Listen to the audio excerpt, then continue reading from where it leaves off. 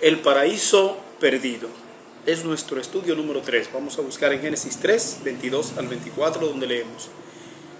Y dijo Jehová Dios, he aquí, el hombre es como uno de nosotros, sabiendo el bien y el mal. Ahora pues que no alargue su mano, y tome también del árbol de la vida, y coma y viva para siempre. Y lo sacó Jehová del huerto del Edén, para que labrase la tierra de que fue tomada. Echó pues fuera al hombre, y puso al oriente del huerto de Edén querubines, y una espada encendida que se revolvía por todos lados, para guardar el camino del árbol de la vida. Que el Señor bendiga su santa y bendita palabra. En el principio hubo armonía entre el mundo espiritual y el mundo material. El hombre tenía un conocimiento del mundo espiritual que perdió por causa del pecado. Cuando hablamos del hombre, nos referimos tanto a Adán como a Eva, los primeros seres humanos creados por Dios, que tuvieron el privilegio de vivir en el paraíso. El hombre no adquirió conocimiento y sabiduría con la ocurrencia del pecado, sino todo lo contrario. Perdió capacidad y conocimiento. Se podría decir, según datos de la propia ciencia, que el hombre no utiliza el 100% de su capacidad cerebral.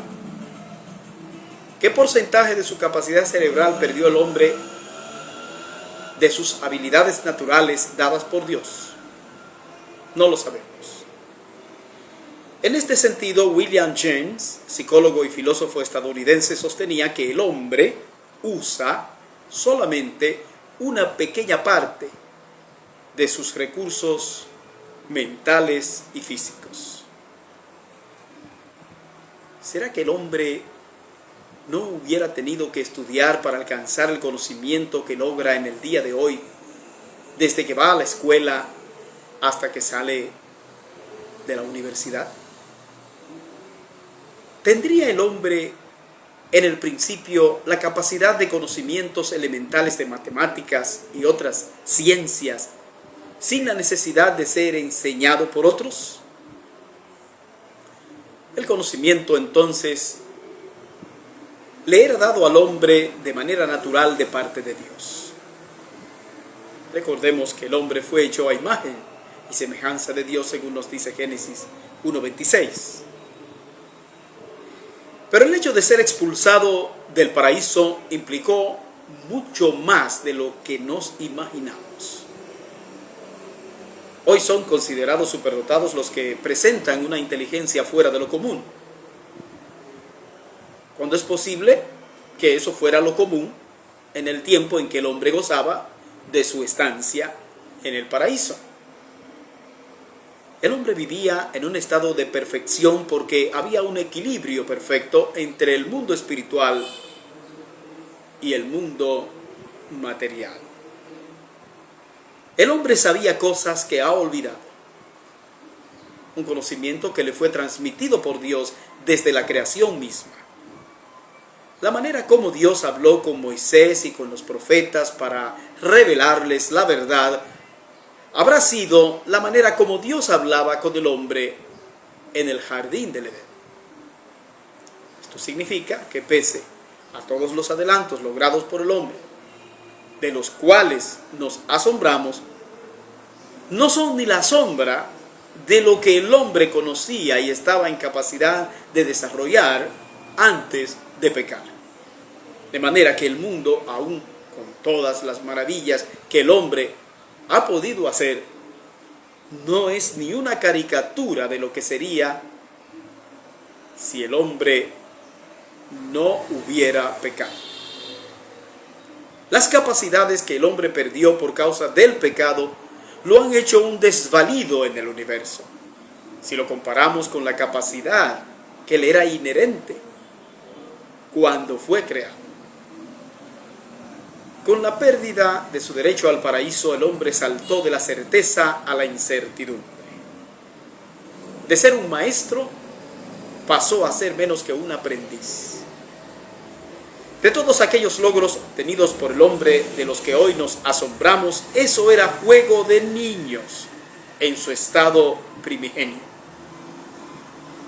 El hombre entonces no ha evolucionado, sino que ha involucionado de un estado perfecto a un estado precario, lleno de defectos e imposibilidades. La pérdida del paraíso implica la pérdida de muchas cosas. En primer lugar, el hombre perdió su vínculo espiritual con Dios. No hay dudas de que el hombre es un ser creado de manera especial por Dios. Contrario a lo que plantea la teoría de la evolución, de que todas las formas de vida nacieron de una forma y que las especies superiores se desarrollaron de las inferiores hasta que se llegó al hombre. Pero hasta el momento nadie ha podido demostrar que esto pueda ser posible, que una especie se transforme en otra diferente. Los animales son ahora como eran en el más remoto pasado, tal y como Dios los hizo en el principio. Así que la evolución, lamentablemente, es una tesis que no ha podido ser demostrada. Cuando Dios se refiere a la creación de las demás cosas, dice, hágase, produzca, sea, etc. Pero cuando se refiere a la creación del hombre, el método y los términos son muy diferentes. Dice la Escritura, entonces dijo Dios, hagamos al hombre a nuestra imagen, conforme a nuestra semejanza, y señoree en los peces del mar, en las aves de los cielos, en las bestias, en toda la tierra, y en todo animal que se arrastra sobre la tierra. Y creó Dios al hombre a su imagen. A imagen de Dios lo creó, varón y hembra los creó. Génesis 1, 26 y 27. Esto tiene una sola lectura. El hombre es un ser diferente de todas las cosas creadas. Dios hizo al hombre con el propósito de tener comunión con él, de poder comunicarse de manera inteligente y establecer un vínculo espiritual con este ser al que había colocado de manera privilegiada en el planeta Tierra que acababa de crear. Pero vemos en la caída del hombre, que se narra en el capítulo 3 de Génesis, cómo el hombre mandó a la basura ese magnífico sitial que ostentaba en el principio de la creación. De ser el genio visionario por excelencia colocado en un mundo totalmente nuevo, el hombre se convirtió en un instante en una criatura miserable y errante en su propio hábitat, dice la Biblia. Y al hombre dijo, por cuanto obedeciste a la voz de tu mujer y comiste del árbol de que te mandé, diciendo, no comerás de él, maldita será la tierra por tu causa. Con dolor comerás de ella todos los días de tu vida. Espinos y cardos te producirá y comerás plantas del campo. Con el sudor de tu rostro comerás el pan hasta que vuelvas a la tierra, porque de ella fuiste tomado, pues polvo eres, y al polvo volverás. Génesis 3, 17 al 19. El superdotado ser creado con tanto cuidado y celo por Dios, ahora se ve reducido a un individuo perdido y desorientado que tiene la imperiosa necesidad de sobrevivir a duras penas. Este es el primer Adán que lleva a cuestas el fardo del pecado, que arrastra la miseria de la muerte por donde quiera que va, y que ignora de manera olímpica lo que antes le era tan obvio. Está muerto en sus delitos y pecados, lleva dentro de sí la ponzoña del diablo, del que se dejó engañar miserablemente. Efesios 2, versículos 1 al 3. La Biblia enfrenta esta terrible realidad de miopía espiritual del ser humano de la siguiente manera. Dice así la Escritura: el buey conoce a su dueño, y el asno el pesebre de su señor. Israel no entiende, mi pueblo no tiene conocimiento. Oh, gente pecadora, pueblo cargado de maldad, generación de malignos, hijos depravados. Dejaron a Jehová, provocaron a ira al Santo de Israel, se volvieron atrás. Isaías 1, versículos 3 y 4. Es esta necedad la que hace que el hombre, en su ignorancia, hasta se atreva a negar la existencia de su Creador. Como dice la Escritura, dice el necio en su corazón: no hay Dios. Se han corrompido, hacen obras abominables, no hay quien haga el bien. Jehová miró desde los cielos sobre los hijos de los hombres para ver si había algún entendido que buscara a Dios. Todos se desviaron, a una se han corrompido, no hay quien haga lo bueno, no hay ni siquiera uno. Salmos 14, versículos 1 al 3.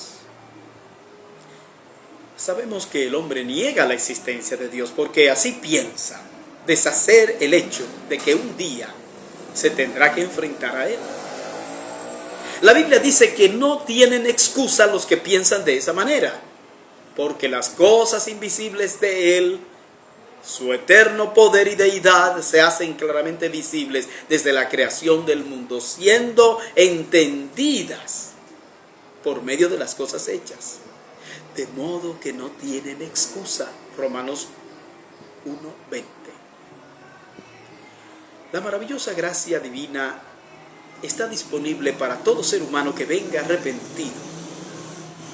Pues el segundo Adán, o sea Cristo, ha vencido todo obstáculo que le impedía al pecador regresar al paraíso perdido. Segundo, el hombre perdió conocimiento y habilidades. El hombre estaba tan dotado que Dios le encomendó tareas que hoy pudieran ser consideradas como excepcionales, como la de poner el nombre a las aves y a los animales. Dice la Escritura: Jehová Dios formó pues de la tierra toda bestia del campo y toda ave de los cielos, y las trajo a Adán para que viese cómo las había de llamar. Y todo lo que Adán llamó a los animales vivientes, ese es su nombre. Y puso Adán nombre a toda bestia y ave de los cielos y a todo ganado del campo. Mas para Adán no se halló ayuda idónea para él. Génesis 2, 19 y 20. Dios dejó esta tarea tan importante bajo la responsabilidad del hombre. El hombre debía establecer cuál debía ser el nombre de cada ave y de cada animal. Y todo esto obedeciendo a su propio criterio. Acababa el hombre de ser creado y ya tenía esa capacidad. No fue a la escuela, ni mucho menos a la universidad para tener toda esa capacidad. No fue que el hombre era un autodidacta. No, es que Dios le había proporcionado toda esa información cuando lo creó. Lo dotó de una capacidad innata para el dominio de todas las ciencias. ¿A ti te parece imposible eso? A mí no. A mí me asombra la evidencia de esta verdad cuando veo las habilidades mostradas, por ejemplo, por las aves. Ellas, sin raciocinio, nos dan cátedras de sabiduría que no se puede adquirir en la escuela ni en las más encumbradas universidades. Porque las aves responden, pese a la vanidad a la que fue sometido el universo por causa del pecado del hombre, a los instintos proporcionados por Dios cuando fueron creadas. Fue precisamente esa capacidad la que el hombre perdió cuando pecó. El hombre perdió la capacidad de transmisión de conocimiento directo de parte del Padre Dios. Un vínculo que los animales aún conservan. Finalmente, el hombre perdió la vida. El hombre perdió la capacidad de desarrollar una vida física plena. El deterioro al que el ser humano es sometido desde que nace, va mermando su existencia hasta que inexorablemente muere. El hombre ha hecho ingentes esfuerzos por encontrar la manera de alargar su existencia sobre la tierra, pero no ha podido encontrar una fórmula que le permita sobrepasar el límite que Dios ha establecido por causa del pecado. Dice la Escritura, los días de nuestra edad son 70 años. Y si los más robustos son 80 años, con todo, su fortaleza es molestia y trabajo, porque pronto pasa y volamos. Salmos 90:10. En la Biblia vemos cómo los años de la existencia del hombre fue mermando. De 969 años que vivió Matusalén, según Génesis 5:27, pasamos a un promedio de vida de 70 años, según queda establecido en la Biblia en Salmos 90:10. Y este sería, y es, el promedio de vida en la actualidad y hasta que Cristo venga. Así que el hombre está condenado a morir y no tiene escapatoria. Esta es una ley divina expresada con claridad en la Biblia. Este es el decreto de Dios en ese sentido. Fíjense cómo dice, más del árbol de la ciencia del bien y del mal no comerás, porque el día que de él comieres, ciertamente morirás. Génesis 2:17. Así lo confirma el Nuevo Testamento. Y de la manera que está establecido para los hombres que mueran. El versículo sigue diciendo que mueran una sola vez y después de esto el juicio. Pero está establecido que mueran. Hebreos 9:27. El hombre no solo perdió la vida física, sino que perdió la vida espiritual. Perdió la vida eterna a la que estaba destinado. Esto fue lo primero que murió en el hombre. La vida de Dios que estaba en él. Esta es la razón por qué dice la Biblia que es necesario que el hombre nazca de nuevo. Esto fue lo que le dijo Jesús a Nicodemo en su célebre conversación con este gran maestro fariseo. Respondió Jesús y le dijo, de cierto te digo, que el que no naciere de nuevo no puede ver el reino de Dios. Juan 3:3. El hombre nacido de mujer, engendrado de hombre, necesita nacer de Dios para poder volver al paraíso. Dice la Escritura, más a todos los que le recibieron, a los que creen en su nombre, les dio potestad de ser hechos hijos de Dios, los cuales no son engendrados de sangre, ni de voluntad de varón, de carne, ni de voluntad de varón, sino de Dios. Juan 1, versículos 12 y 13. Esto solo es posible por medio de la magnífica obra que Jesús hizo en la cruz para salvar al hombre de la perdición eterna. Que Dios te bendiga.